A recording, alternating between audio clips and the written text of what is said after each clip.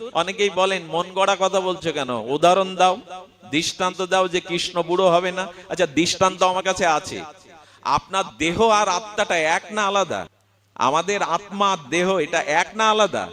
আলাদা যদি না হতো তাহলে আত্মা চলে গেলে মরা বাপের বুকের ওপরে মাথা গুজে মেয়ে কাঁদে, বাবা তুমি কোথায় গেলে, তোমার সাথে দেখা হলো না। আরে তোর বাবার বুকের ওপরে তোর মাথা, তুই বাবাকে খুঁজছিস কেন? বলে আত্মাটা চলে গেলে আর কোনো সম্বন্ধ সম্পর্ক দেহ এগুলিতে আনন্দ দিতে পারে না। কি মর্মান্তিক কথা দেখুন, সুন্দরী যুবতী মারা গেল, 1 বছর বিয়ে হয়েছে, আর মারা যাওয়ার পর স্বামীকে বলা হচ্ছে বৃষ্টি হচ্ছে, ওকে এই রাত্রে শ্মশানে নেব না। তা তোমার খাটে তো 1 বছর ধরে আছে, ওকে খুব ভালোবাসতে, তোমার খাটে আজকের রাতটা ওকে রেখে দাও, সকালে ওকে শ্মশানে নেব। কোন পুরুষ তার যুবতী সুন্দরীর লাশটা একই খাটে একই ঘরে এক রাত্রেও রাখবে না, কিন্তু 1 বছর ছিল এক জায়গায়, আনন্দ ভাগাভাগি করে নিয়েছে। আসর নখ থেকে চুল অব্দি সবই তো আছে, কেউ তো তুলে নিয়ে যায়নি ভেতর বাইরের কোনো বস্তু। তবে আনন্দটা কোথায় গেল? একটু ভেবে দেখেছি আমরা, আনন্দটা কোথায় গেল? দেহ আনন্দের নয়, আত্মাই হলো আনন্দের। তো আমাদের দেহে 6টা ধর্ম আছে, জন্ম মৃত্যু জরা ব্যাধি ক্ষুধা পিপাসা আছে না আমাদের দেহে? ক্ষুধা পিপাসা জন্ম মৃত্যু, আত্মার এর কোনোটাই নাই। আচ্ছা, আরো একটু সুন্দর করে বুঝি, আপনার যে ছায়াটা পড়েছে, ওই ছায়ার যে ধর্ম, কায়া আপনার দেহের কি সেই ধর্ম? ছায়াকে পিটালে ব্যথা লাগবে? ছায়ার ক্ষুধা লাগবে? ছায়ার কোনো অনুভূতি আছে? কিন্তু ছায়াটা তো আপনার দেহ থেকেই পড়েছে, আপনার দেহের ধর্ম যা, ছায়ার ধর্ম তাই না। তো আত্মার ধর্ম আলাদা, দেহের ধর্ম আলাদা, এই তো। তাহলে আত্মা কি বিদ্ধ হয়? আত্মা কি জরাগ্রস্ত হয়? আত্মাকে গোবিন্দের কোটি কোটি শক্তির একটা চিৎকণ অল্প অংশ মাত্র। তা আত্মার যদি জরাব্যাধি না থাকে, আত্মা যদি বিদ্ধ না হয়, তো শ্রীকৃষ্ণ বিদ্ধ হতে যাবে কেন? শ্রীকৃষ্ণের অনন্ত কোটি শক্তির একটা কণা মাত্র হলো আত্মা। মামই বাংশ জীবলোক জীবভূত সনাতনা, একটা অংশ। এতে প্রমাণ হলো কি না আত্মা বুড়ো হয়, আত্মা মরে, আত্মা জরা হয়? আত্মারও আত্মা, পরমাত্মার পরবস্থা শ্রীকৃষ্ণ বিদ্ধ হবে কেন? এই জন্য প্রেম যদি কেউ করতে যান, ওই নিত্য কিশোরী নিত্য কিশোরের সাথে করেন, সেও আপনাকে ছাড়বে না, আপনিও তাকে ছাড়বেন না। কারো যৌবন ক্ষয় হবে না, কারো মৃত্যু জরাব্যাধি আসবে না। এই 700 সম্বন্ধের নাম হলো প্রেম। আচ্ছা, তো শ্রীকৃষ্ণকে প্রশ্ন করছি, তুমি পূর্ণ ব্রহ্ম, তোমাকে আনন্দের প্রয়োজন কেন? গোবিন্দ বললেন, আমি আনন্দ ছাড়া থাকতে পারি না।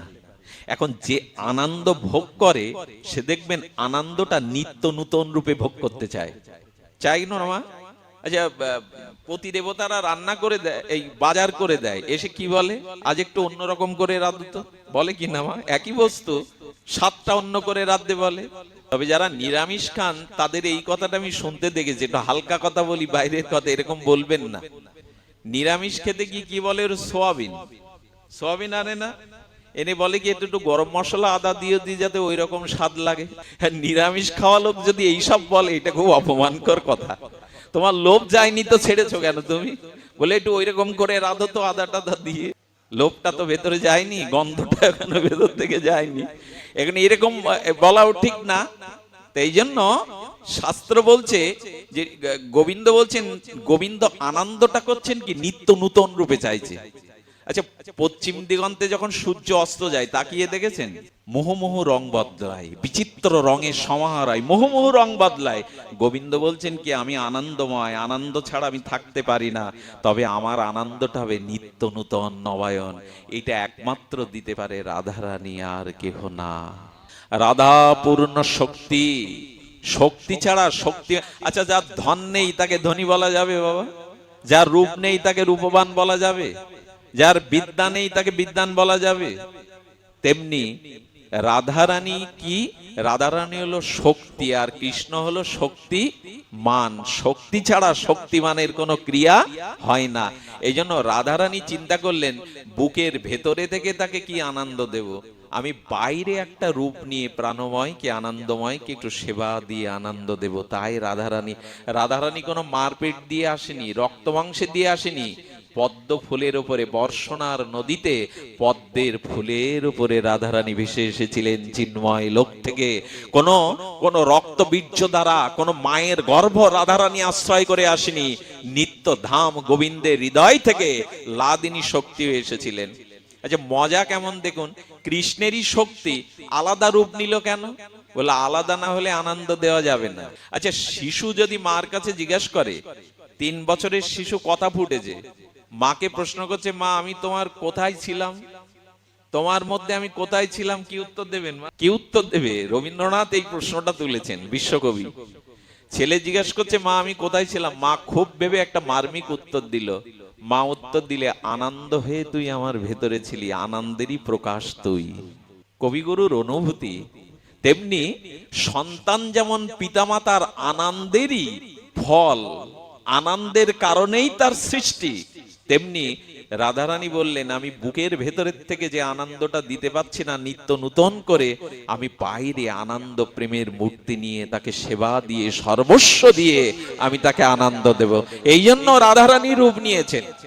আচ্ছা একটা কথা বলা ভালো, রাধারানী নারী মূর্তি কেন নিলেন? নারী মূর্তি কেন নিলেন শুনছেন তো বাবা? নিলেন এই জন্য, এখানে মায়েদের একটু জিতিয়ে দিতে হবে। যদিও পুরুষ শাসিত সমাজে মায়েদের আজও আমরা সম্মান দেখাতে পারিনি, তাদের মূল্যায়ন করতে পারিনি, তবু বলি সেবার দিক দিয়ে পুরুষরা যতই তর্ক বিতর্ক হোক, সেবার মূর্তি হলো নারী। মা যেমন করে সেবা জানেন, ছোটবেলায় বাবা মরে গেলে মা ভিক্ষা করেও ছেলে মেয়েকে দাঁড় করায়, কিন্তু মা যদি মারা যায় প্রায়শ সন্তানকে পিতা মানুষ করতে। দেখবেন যে বাড়িতে 20 তলা বিল্ডিং, 20 জন পুরুষ থাকে, কোনো মেয়ে ছেলে নাই, গিয়ে দেখবেন নরক করে রাখা, কোনোটাই গোছানো। গোছাবে কে? যারা গোছায় সুন্দর করে সাজায় তারা তো ঘরে নেই। এই জন্য যে ঘরে নারী নেই তাকে গৃহ বলে না। গৃহ কাকে বলে? গৃহিণী যেখানে আছে তাকে বলে গৃহ। এই জন্য নার্সিং এর কাজে এখনো মেয়েরাই মার হাতের পরশটা রোগ শয্যায় সন্তানের কপালে যতটা আনন্দ দেয়, তৃপ্তি দেয়, পুরুষের হাত, বাবার হাত দেয় কি? আচ্ছা বাবা কোট পরেছে, কোর্টে যাবে, অফিসে যাবে, দোকানে যাবে, কাঁচানো জামা পরেছে, ছেলে নোংরা, সেলস্যা মাখা, মলমূত্রও মাখা, প্রস্রাব করেছে মাখা, আর ধুলাবালি, বাবা কোলে নাও, কোলে নাও, নেবেন তো? যা যা চলে যা, চলে যা, মার কাছে যা। কাকে দেখিয়ে দেয়? মার কাছে। মা খেতে বসেছে, সন্তানকে কোলে নিয়ে স্নেহের আঁচলে তার ধুলাবালি গুলোই আগে মুছিয়ে দেয়। এই দিক দিয়ে পুরুষের থেকে, মানে সেবার দিক দিয়ে নারীরা এগিয়ে। সেবিত্বই নারীত্ব, নারীত্বই সেবিত্ব। এটা হিংসা করে যুক্তি তর্ক দিয়ে কেউ পরাজয় করাতে পারবে না। এই জন্য রাধারানী বললেন, আমি কৃষ্ণ সেবা করতে এসেছি। তো সেবা করতে গেলে নারী মূর্তি নিতে হবে, পুরুষ মূর্তিতে সেবা। এই জন্য রাধারানী কিশোরী রূপ নিয়েছেন। শক্তি তিনি অন্য রূপে সেবা করতে পারতেন, কিন্তু নারীদের মতো সেবা আর কেউ করতে পারে না। এই উত্তর পাওয়া গেল। কেউ যদি বলে রাধারানী শক্তি তো নারী রূপ নিল কেন, উত্তর কি দেবেন? সেবার জন্য।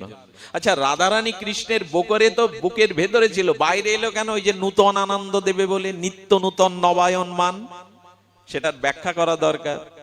ব্যাখ্যাটা হলো, বিবাহ বার্ষিকীতে কোনো পতি তার স্ত্রীকে 1 ভরি সোনা দিয়ে দিল। তুমি হাত পাতো, চোখ বন্ধ করো, আমি তোমার জন্য একটা উপহার এনেছি।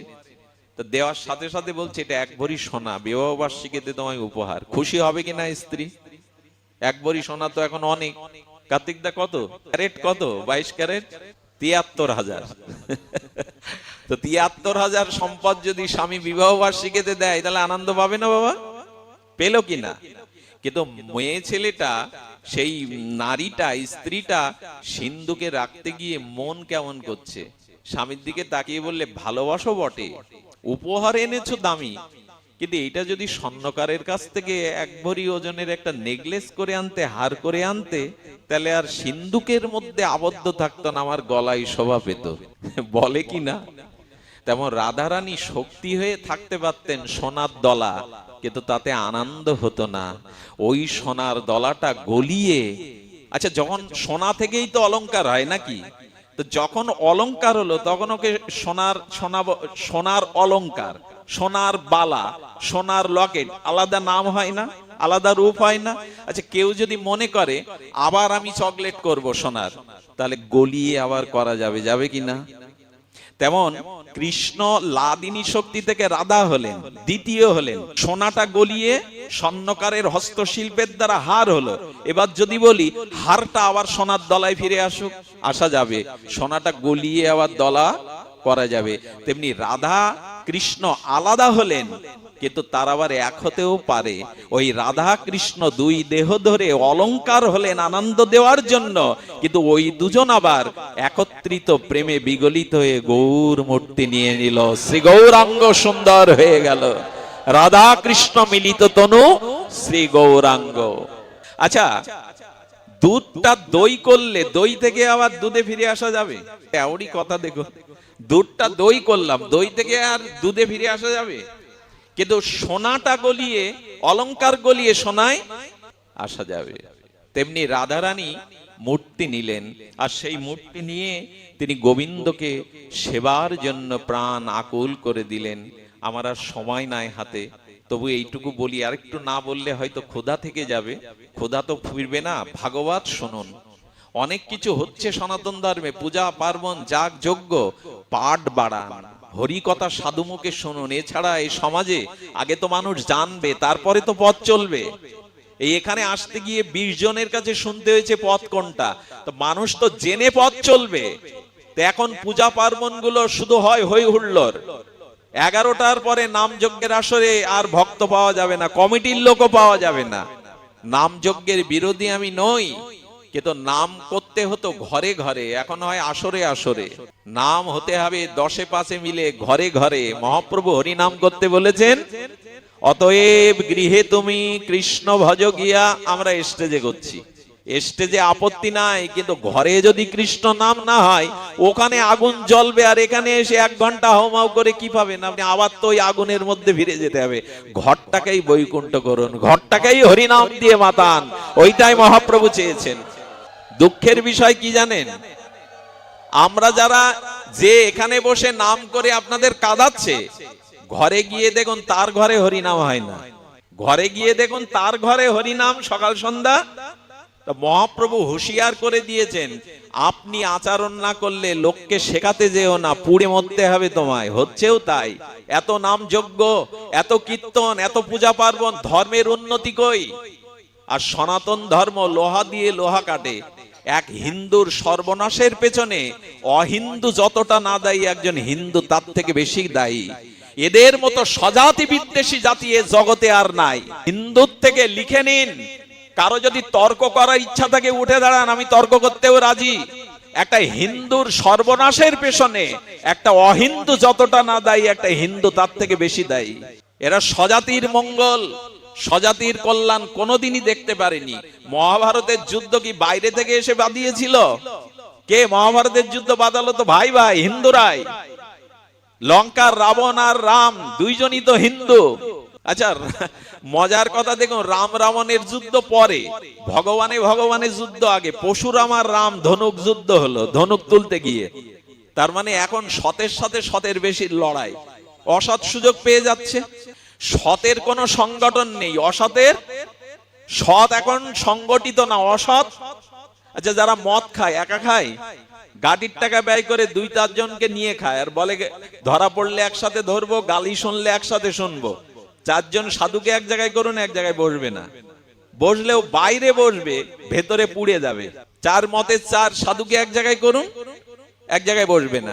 আচ্ছা, গাঁজাখোর, মদখোর, তাসখোর 4-5 জন এক জায়গায়, ধরা পড়লে একসাথে জেলে যায়, গালি কলঙ্ক একসাথে নেয়। এদের সংগঠন আছে। কিন্তু সাধু কি করে জানেন? পূজাটা শুধু আমার হোক, সম্মানটা শুধু আমার হোক। 2 সাধুকে ডেকেছেন এক রাজা, খুব বিদগ্ধ রাজা। 2 সাধু আসার পরে এক সাধুকে স্নান করতে পাঠিয়েছে। উনি তো রাজনৈতিক বুদ্ধি। যে সাধু বসে আছে তাকে বলছেন, ওনাকে দেখে মনে হয় উনি কি আপনার সেবক, উনি কি আপনার থেকে বেশি পণ্ডিত? বলেন, কি বলেন? ও কেমন কি জানে কি? আমার সাথে সাথে ঘোরে, যাই একটু শিখেছে। আমি ঘোড়া হলে ও ভেড়া। আচ্ছা, এবার ওকে চ্যান করতে পাঠিয়ে একে জিজ্ঞাসা করছে, আচ্ছা উনি কি আপনার থেকে বড় পণ্ডিত? বলে, আপনি জানেন না, শোনেন না, কিসের বড় পণ্ডিত? তো আমার কাছে শিখছে। আমি যদি ঘোড়া হই ভেড়া, রাজা তো রাজনৈতিক বুদ্ধি, বলছেন খেতে আসুন, আপনারা প্রসাদ পেতে আসুন। প্রসাদের টেবিলে দিয়েছে ভুসি আর ঘাস কুটো। তো বললেন এরকম অপমান আমাদের দুইজন পণ্ডিত আমরা ডেকে অপমান করছেন। বলে আপনাদের পরিচয় তো আপনারাই দিলেন, আমি তো পরিচয় দেইনি আপনাদের। একজন ঘোড়া বললেন আর একজন ভেড়া, তো ঘোড়া ভেড়ার খাদ্য তাই দিয়েছি আপনাদের সামনে। আমি আপনাদের একটা সতর্কবাণী শোনাই, এই সতের দ্বন্দ্ব যদি না মেটান, নিজে বড় করতে গিয়ে সম্মান শুধু আমার, পূজা শুধু আমার, আর কারো না, এই যদি আসে তাহলে আগামী দিনে সনাতন ধর্মের সতেরদের ওই ঘোড়া ভেড়ার মতো ভুসি জুটবে, খড়কুটো জুটবে, অন্য কিছু জুটবে না।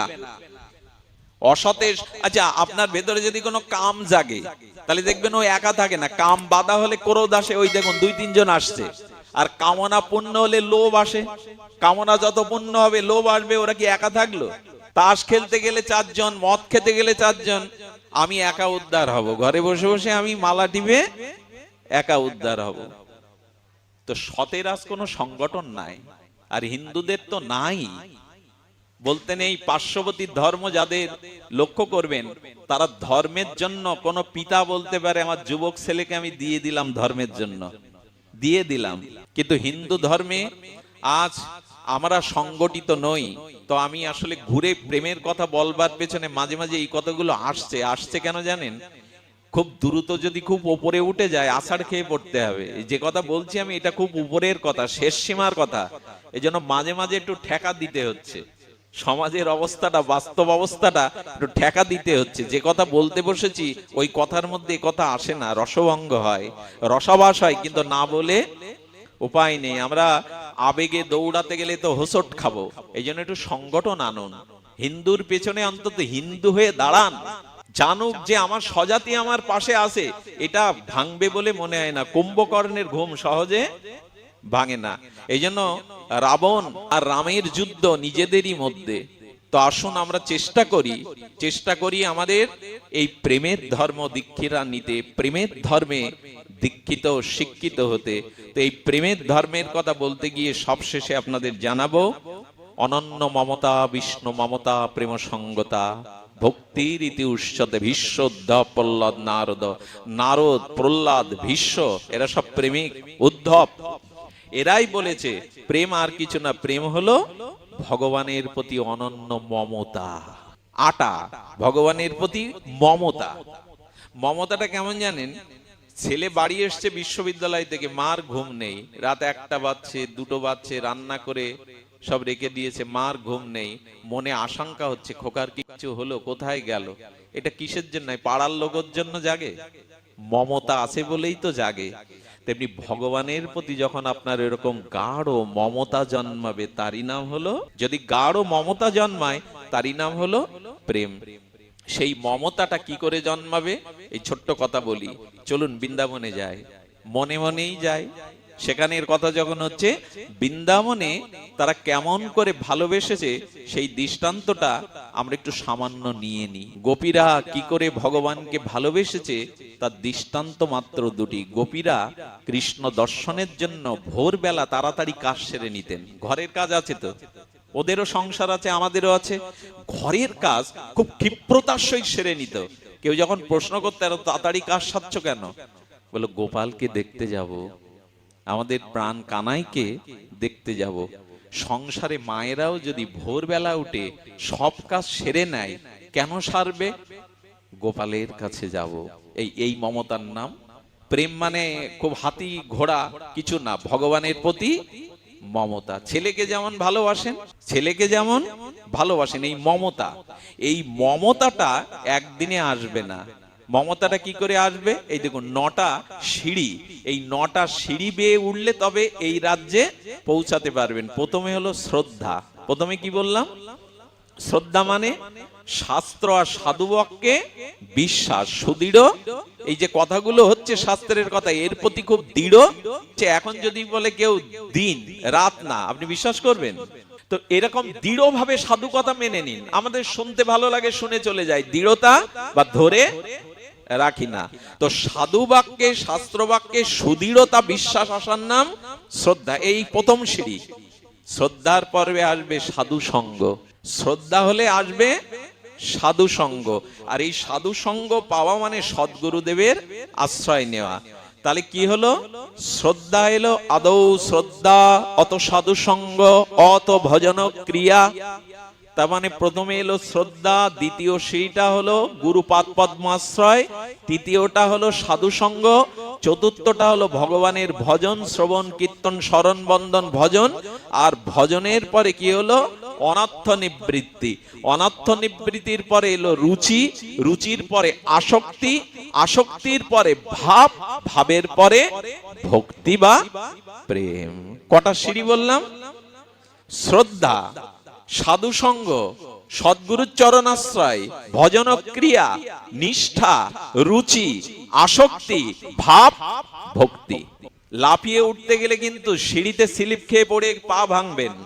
আবার বলি, এইগুলোই হলো প্রেম বা ভক্তির সৌদে ওঠার সিঁড়ি। আগে তো শ্রদ্ধা আনুন। আজ আমাদের সাধুর প্রতি শ্রদ্ধা নাই, আমাদের শ্রদ্ধাটাই তো নষ্ট হয়ে গেছে। তো শ্রদ্ধা ফিরিয়ে আনতে হবে। এমনি করে করে এই সিঁড়িতে ওঠার পরে গোপীদের কি দশা দেখুন। গোপীরা কৃষ্ণকে দেখবার জন্য ছুটছো। আর আসক্তিটা কেমন জানেন?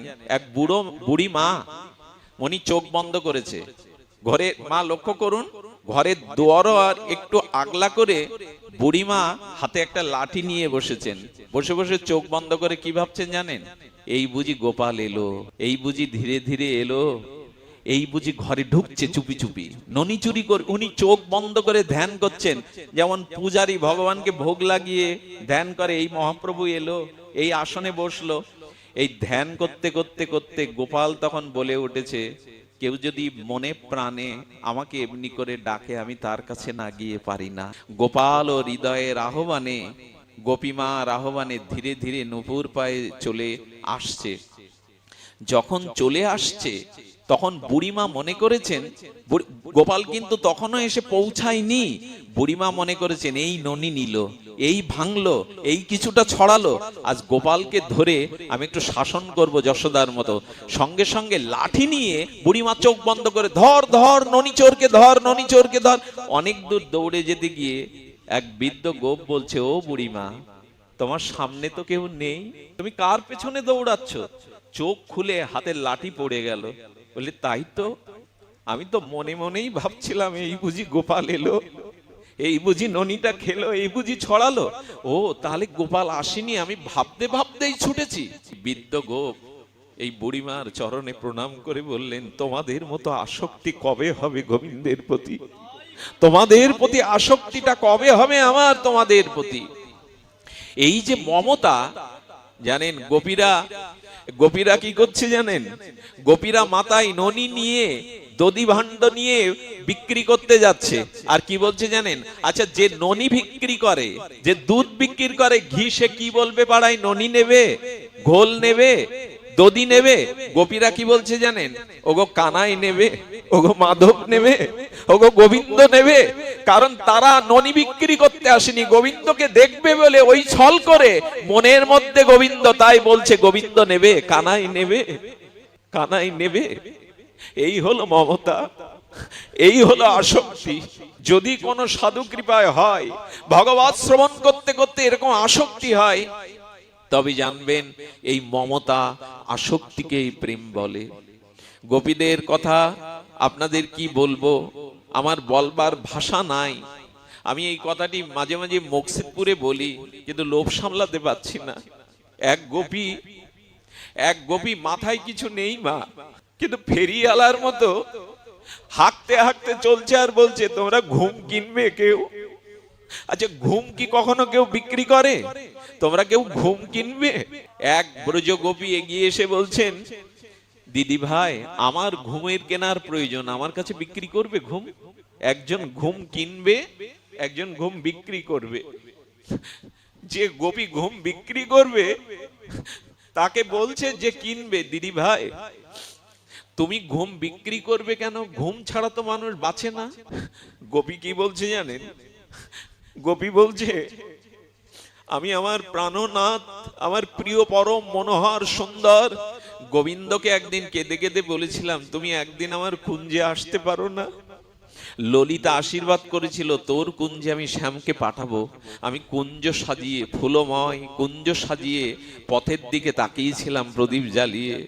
রাত্র তখন তীব্রহর, আমার চোখে নেমে এলো ঘুম। আমি যখন ঘুমিয়ে পড়লাম, ঘুম ভাঙার পরে দেখি ভোর হয়ে গেছে, আর আমার প্রাণনাথ কৃষ্ণ এসেছিল, তার চরণ চিহ্নটা কুঞ্জের সামনে ধুলিতে পড়ে রয়েছে। দিদি, আমি ঘুমের জন্য আমার প্রাণনাথকে কুঞ্জে পেয়ে আমি হারালাম। সেই দিন থেকে পথে পথে আমি ঘুম বিক্রি করবার জন্য এসেছি, তোমরা কেউ কিনবে ঘুম?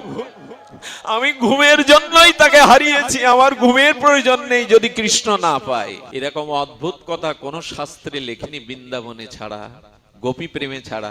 আর যিনি কিনবে তার কাছে জিজ্ঞাসা করছে, দিদি ভাই তুমি ঘুম কিনবে কেন? ঘুম তুমি কিনবে কেন? বললেন, যে কারণে তুমি ঘুম বিক্রি করতে এসছো ওই কারণেই আমি ঘুম কিনতে এসেছি। কেন জানো? একদিন সারাদিন আমার গোবিন্দকে, প্রাণনাথকে হৃদয়ে চিন্তা করতে করতে ঘুমিয়ে পড়েছিলাম। ঘুমের মধ্যে আমার প্রাণনাথ একটা মালা নিয়ে এসেছিল আমায় দেবে বলে। যেই মালাটা আমার গলে দেবে, সঙ্গে সঙ্গে আমার ঘুম ভেঙে গেল। ঘুম ভেঙে চোখের সামনে দেখি প্রাণনাথ নাই, সবই স্বপ্ন। সেই দিন থেকে প্রতিজ্ঞা করেছি, যে ঘুম ভেঙে গেলে তাকে হারাতে হয়, আমার ঘুম যেন না ভাঙে। আমি ঘুমিয়ে ঘুমিয়েই গোবিন্দ দেখবো। এই জন্য আমি ঘুম কিনতে এসেছি তোমার কাছে। একে বলে মমতা, একে বলে আসক্তি। একজন ঘুম বিক্রি করবে তার জন্য, আর একই কারণে আরেকজন ঘুম কিনতে চাচ্ছে তার জন্য। কি অদ্ভুত গোপীদের দশা, কি অদ্ভুত গোপিকাদের এই বিরহ দশা। রাধারানী চিলেকোটার উপরে, গোবিন্দ উত্তর গোষ্ঠ থেকে ফিরছেন। দাদা বলরামকে গোবিন্দ একটু আগে দিয়েছেন, আর গোবিন্দ খালি পায়ে যখন আসছেন, রাধারানী করছে কি, ইস, মায়ের সামনে সন্তান পুড়ে গেলে যেমন মায়ের বুকে জ্বালা ধরে, ইস করে রাধারানী ওই বুকে হাত দিচ্ছেন, সমস্ত হাতে হাত দিচ্ছেন। ললিতা দেখছে রাধারানীর অঙ্গটা পুড়ে লাল লাল হয়ে যাচ্ছে, প্রেমের অঙ্গটা লাল লালিমা হয়ে যাচ্ছে পুড়ে। রাধারানীকে বলছে, রাধে রাধে, তোর অঙ্গে আগুনের ছেক দিচ্ছে কে? বলল, ললিতা রে, আমার রাধা জন্ম বৃথা হয়ে গেল। ওরে, আমি যদি রাধা রানী না হয়ে পদ্ম ফুল হয়ে জন্মাতে পারতাম, আমার জীবন ধন্য হতো। কেন রে রাধে? বললো, ওই দেখ, আমার প্রাণনাথ খালি পায়ে গোষ্ঠে গিয়েছিল, সেই খালি পায়ে তার চরণটা তপ্ত বালুর উপরে, ধুলার উপরে পড়ছে, তার পায়ে কত তাপ লাগছে। এই জীবন রেখে লাভ কি? রাধা হয়ে লাভ কি? আমি যদি পদ্ম হতে পারতাম, যেখানে যেখানে প্রভু পা রাখছেন প্রাণনাথ, সেখানে একটা পদ্মের পাপড়ি হয়ে ফুটে থাকতাম, যাতে তার চরণে ব্যথা না লাগে, তাপ না লাগে। এবং প্রতিটা চরণের তাপে রাধারানীর অঙ্গ ছেক খেয়ে যাচ্ছে। কতটা ভালোবেসে সর্বস্ব দিলে তবে তার ব্যথা আমার হয়, কতটা ভালোবাসা দিলে তবে তার ব্যথাটা আমার হয়। রাধারানীর অঙ্গটা তাপ লেগে লেগে ছেক খেয়ে যাচ্ছে। আমি আপনাদের কি করে বোঝাই? কৃষ্ণ বিরহে গম্ভীরায় মহাপ্রভু একদিন রাত্রে উঠেছে, স্বরূপ দামোদর ঘুমিয়েছে, রায় রামানন্দ ঘুমিয়ে পড়েছে, আর মহাপ্রভুর সেবক গোবিন্দ দাস মহাপ্রভুর পায়ের কাছে শুয়ে রয়েছে। মহাপ্রভু তখন রাত দুটো, প্রায় দ্বিপ্রহর পার হয়ে গেছে। মহাপ্রভু উঠে মুখ ঘষছেন দেয়ালে, আমি গোবিন্দের কাছে যাব, আমি গোবিন্দের কাছে যাব। পথ কোথায়? মহাপ্রভু মুখ ঘষছেন দেয়ালে, আর রক্তাক্ত হচ্ছে মুখটা। মহাপ্রভু উন্মাদের ন্যায় খুঁজছেন বাইরে যাওয়ার। তিন দিকে প্রাচীর, তিন দিকে দরজা দেওয়া, একদিকে প্রাচীর। মহাপ্রভু কি করলেন জানেন? অলৌকিক আকর্ষণে সেই প্রাচীর পেরিয়ে বাইরে গিয়ে পড়লেন। পড়ার সাথে সাথে কিছু কালো গাবিগুলো বাঁধা ছিল, গাবিগুলো দড়ি কেটে মহাপ্রভুর গা শুকছে, চাটছে। আর মহাপ্রভু রাধা মাতুর বিরহে তার অস্থি মজ্জাটা বিগলিত হয়ে, প্রভু কখনো কখনো লম্বা হয়ে যাচ্ছে, হাড় অস্থি মজ্জা বিগলিত হয়ে প্রভু বহু লম্বা হয়ে যাচ্ছে। আবার কখনো কখনো রাধা প্রেমে চৈতন্য মহাপ্রভু কুর্মাকৃতি হাত পাগুলো ভেতরে ঢুকে যাচ্ছে। এ কি ব্যাখ্যা করা? শ্রীমান মহাপ্রভুর হস্তপদ ভেতরে গিয়ে কুর্মাকৃতি মাটির ঢেলা পাকিয়ে যাচ্ছে। গরুগুলো পা চাটছে আর বলছে, মনুষ্য জন্ম তো পাইনি তোমার চরণ সেবা করবার। গাবিগুলো অঙ্গ গন্ধ শুকে জিহ্বা দিয়ে চাটছে। গোবিন্দ দাস উঠে গিয়ে বলছে, স্বরূপ দামোদরকে মহাপ্রভু ভেতরে নাই। ওদের মনের আশঙ্কায় ওরা ছুটে গেল, দেখলো গাবিগুলোর ভিতরে কে যেন পড়ে গোগরাচ্ছে, গো গো করছে। মহাপ্রভুকে আঁচলে বেঁধে এনে হরিনাম দিয়ে তবে তার জ্ঞান ফিরালো। রাধা প্রেম স্বয়ং কৃষ্ণকে এই জায়গায় নিয়ে গেছে। এই লাইনগুলো বড়। কি বলছেন? এই মতো দশা প্রভুর হয় রাত্রি দিনে, নিরন্তর হয় প্রভু বিরহ উন্মাদ, ভ্রমময় চেষ্টা সদা প্রলম্বময় বাদ। ওগো স্বরূপ, দেখুন মহাপ্রভু এই রাধা প্রেমটাকে নিয়ে কি করছে? স্বরূপ, স্বরূপ আমার কৃষ্ণ প্রেম নেই, আমি দরিদ্র, দরিদ্র মোর জীবন, নাহি মোর কৃষ্ণ প্রেমধন, দেহান্দ্রিয় বিতা হইল সব। মহাপ্রভু কাঁদছে, স্বরূপ দামোদরের গলা জড়িয়ে, আমার প্রেম নাই, আমার কৃষ্ণ প্রেম নাই, আমি কাঙাল, আমি নির্ধনী, আমার জন্ম বিতা গেল। বলে বলে কাঁদছেন কে? রাধা কৃষ্ণ মিলিত তনু চৈতন্য ভগবান, গম্ভীরায় কাঁদছেন তিনি। আর লোমকূপে রক্তগম দন্ত সব হলে, কবু অঙ্গ ক্ষীণ হয়, কবু অঙ্গ ফুলে। মহাপ্রভুর কি হচ্ছেন? লোমকূপ গুলি দিয়ে রক্ত ছুটছে। বাবা শুনেছেন কখনো? লোমকূপ দিয়ে পরিশ্রম করলে ঘাম নির্গত হয়, আর প্রভুর লোমকূপ দিয়ে রক্ত ছুটে যাচ্ছে, রক্তগম, দন্ত দাঁতগুলো নড়ছে যেন পড়ে যাবে। এই প্রেমের নাম হলো রাধা প্রেম। কারণ কৃষ্ণ অনুভব করেছিল রাধারানী আমাকে ভালোবেসে কি সুখ পেয়েছে, আমি কৃষ্ণ পাওয়া হয়নি। তাই রাধার ভাবকান্তি নিয়ে আমি যখন গৌর হয়ে যাব, তখন রাধার ভাব আস্বাদন করে কৈসন রাধা প্রেমা, কৈসন মধুরিমা, কৈসন ভাবে দিহভর, এই তিন বাঞ্ছা পূরণের জন্য আজ রাধার ভাবকান্তি নিয়ে কৃষ্ণ গৌর হয়ে এলেন। এবং সেই চোখের জলে আজ তিনি ডাকলেন। মহাপ্রভু চোখের জলের সাগর বইয়ে দিলেন। আপনাদের কাছে প্রেমের ব্যাখ্যা এরকম 2 ঘন্টায় দেওয়া আদৌ সম্ভব না। আমি হয়তো কিছু মৌলিক সার কথায় আপনাদের তুলে ধরার চেষ্টা করলাম। সব শেষে বলি, অনেক হয়েছে মা, অনেক হয়েছে, স্ত্রী পুত্র সংসার। এবার একটু এই আসক্তিটা কমিয়ে তার প্রতি আসক্তিটা দিন। সময় তো ফুরিয়ে আসছে, চলে তো যেতেই হবে এদের ছেড়ে। তবে শেষের দিনে যাতে তার কথা মনে পড়ে, যাতে তার রাজ্যে যাওয়ার জন্য মনটা অন্তত ব্যাকুল হয়, সেই চেষ্টা আমাদের করতে হবে। শুধু ভক্তগণ, ভগবানের প্রতি যদি একটু প্রেম হয়, ছোট্ট একটা দৃষ্টান্ত দিয়ে আজকের পাঠ বিশ্রাম। বর্ষনা জানেন তো, রাধারানীর আবির্ভাব স্থলী হলো, একটু মন দিন, 2 মিনিটেই শেষ হবে বিশ্রাম। এই বর্ষনাতে একজন শিল্পপতি ছিল, আলিশান বাংলা গাড়ি, তার 3 পুত্র, কিন্তু কোনো কন্যা নাই। আমাদের দেশে কন্যা হলে তো অভিশাপ মনে করা হয়, কিন্তু জানেন 10টা পুত্রের থেকে একটা মেয়ে বাবা মাকে বেশি ভালোবাসে। আজকে এখানে যারা বাবা আছে, জিজ্ঞাসা করুন আপনার ছেলেটা কদিন আপনাকে জল পুরে তৃষ্ণার জল খেতে দিয়েছে মেয়ে। আমার মেয়েটার 5-7 দিন জ্বর, একটা ছোট মেয়ে আছে। ওর মা বলে কি, ও স্বপ্নেতে উঠে বলে বাবা কই। আমি তো বাড়ি ফিরি রাত 3টে-4টে, এইভাবে কেঁদে ওঠে বাবা কই। আমার ছেলে কখনো ঘুম থেকে উঠে এভাবে জিজ্ঞাসা করেনি মা বাবা কই। এই জন্য যারা পেয়েছেন কন্যাকে, মেয়ে অবহেলা করবেন না। 10টা সন্তান, পুরুষ যতটা বাবা মাকে ভালো না বাসে, একটা মেয়ে পিতার সম্পত্তির জন্য ছেলে মেয়ে পিতামাকে হত্যা করে। আর মেয়েটা বিয়ের সময় চোখের জলে পাত ধুলো নিয়ে কাঁদতে কাঁদতে যায়, সম্পত্তির দাবি সে।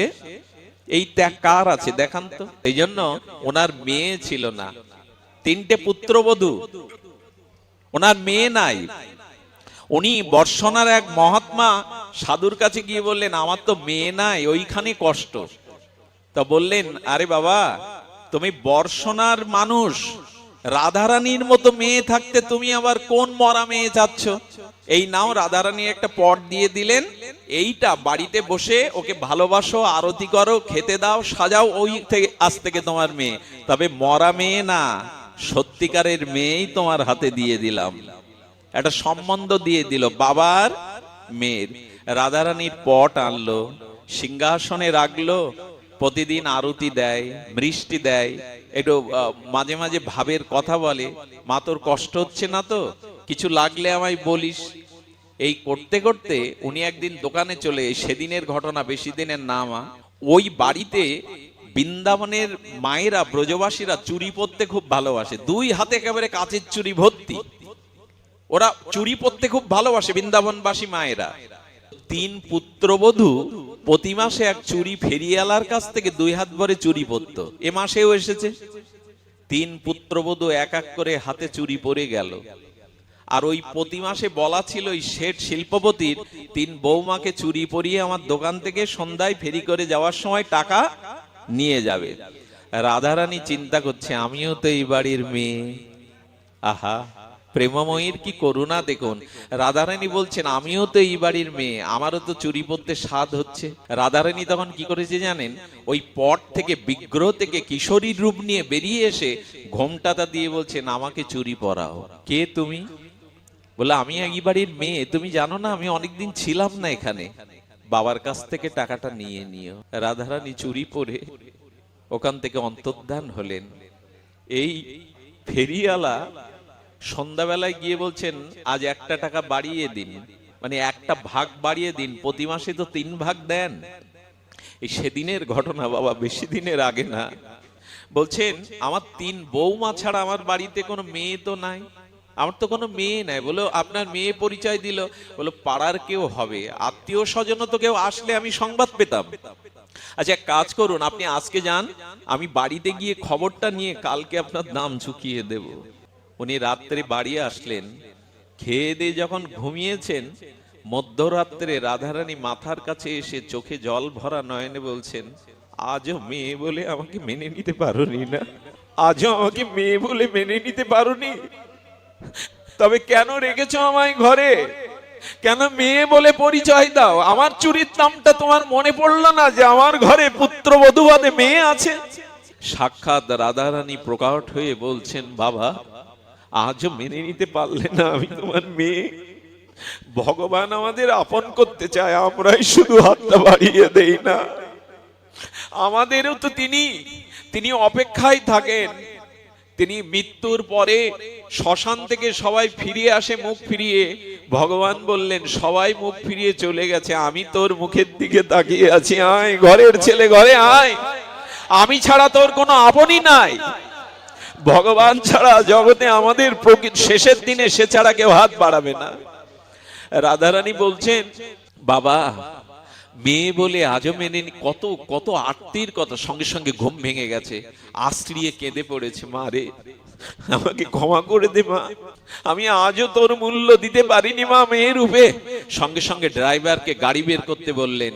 টাকা পকেটে নিয়ে সেই ফেরিওয়ালা, সেই মনোহারী ফেরিওয়ালার দরজায় ঘা দিয়ে যখন খুলে দিলেন, চরণে লুটিয়ে পড়লেন, তুমি টাকাটা নাও, আমার মেয়েই পরিয়েছিল, আমি ভুল হয়ে গেছে, টাকাটা তুমি নাও, আমাকে ক্ষমা করে দিও। এই হলো রাধারানী। এক যুবক বিয়ের পরে স্ত্রী মারা গেছে পাঞ্জাবে, শিল্পপতি ছিল, স্ত্রীকে বড় ভালোবাসতো, উন্মাদ হয়ে গেছে, শিকল দিয়ে বাঁধার পরে কেটে দিয়েছে শিকল। উন্মাদ দশায় ঘুরতে ঘুরতে কোন ভাগ্য ফলে বর্ষণায় এক ব্রজবাসী দুয়ারে মধ্যরাত্রে বারান্দায় শুয়ে প্রলাপ বকছে। তার স্ত্রীর নাম ছিল কিশোরী। কিশোরী গো, কিশোরী তুমি কোথায়? কিশোরী তুমি কোথায়? রাধারানী তখন নিত্য লীলায় যাচ্ছিলেন। ললিতাকে ডেকে বলছেন, ললিতা রে, কে যেন আমায় ডাকছে। ললিতা বলছে, পোড়ামুখী, তোর মনটা এত কমল কেন?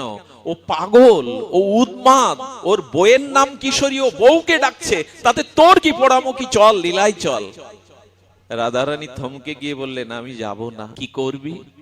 বললে, ও যাকে ডাকে ডাকুক, আমার নামও তো কিশোরী, আমার প্রাণ বলছে ও আমায় ডাকছে, ও আমায় ডাকছে, যা ওকে নিয়ে আয়। বলে, ব্রহ্মা পর্যন্ত, নারদ পর্যন্ত তো তোমার সখী রূপ পায়নি, মঞ্জুরি ভাব পায়নি, তুমি কাকে আনতে বলছো? এক পাগলকে। রাধারানী বলছেন, আমার চরণ ধুলো নিয়ে যা, আর আমার চরণের জল ওর মাথায় ছিটে দিলে এই দেহ ত্যাগ করে সাপের খোলসের মতো কিশোরী সখী রূপ পাবে। ওই সখী রূপে তুই আমার কাছে নিয়ে আয়। ওর মাথায় রাধারানীর চরণ ধুলি জল দিয়ে সখী রূপে আনা হলো। এই হলো করুণাময়ী রাধে, কৃপাময়ী রাধে। গোবিন্দের কৃপা এতটা না, রাধারানীর কৃপা না হলে গোবিন্দ কৃপা কারো। কোটি জন্ম কৃষ্ণ বলে কানলেও কৃপা হবে না যদি রাধারানীর কৃপা হয়। কোটি জন্মে গৌর বললে কৃপা হবে না যদি নিতাই না বলতে পারি। নিতাই হলো কৃপাময়।